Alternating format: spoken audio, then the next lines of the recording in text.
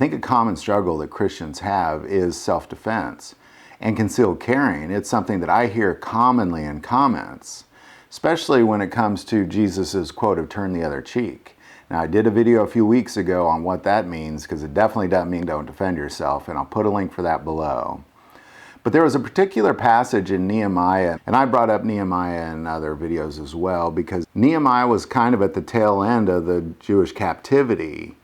For 70 years, the Jews were held captive until the Persians conquered the Babylonians, and then it was a few years after that that they released them. And Nehemiah was a servant. He was the right-hand man to the king of Persia. And the king sent him back down to Jerusalem to help rebuild Jerusalem and rebuild the temple.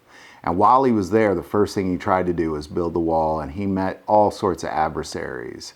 And the greatest part of this particular story is how the construction workers, they would carry swords and they would work with their hands, but they always had a sword handy in case they were attacked while they were building this wall.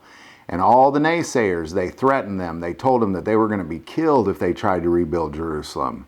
But there's a particular verse, and I've read this many times, but I love the thing about the Bible is that it is a living word. It always kind of feeds me something new.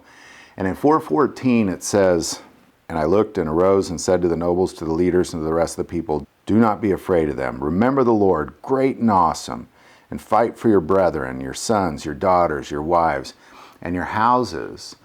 Nehemiah tells them that they are obligated to fight for their sons, their daughters, their wives, and their houses.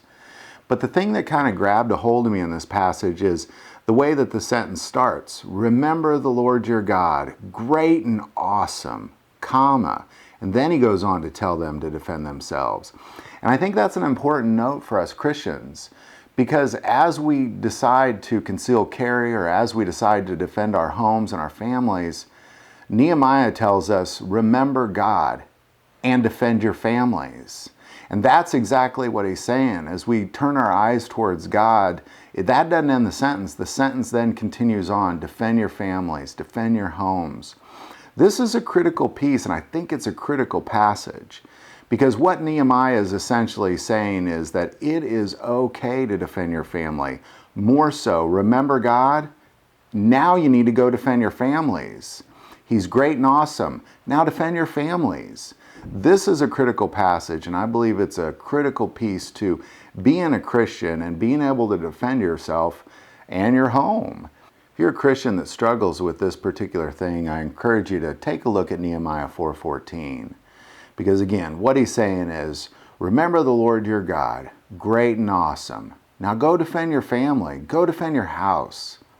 This is something we have to remember, because we have the biblical right to self-defense.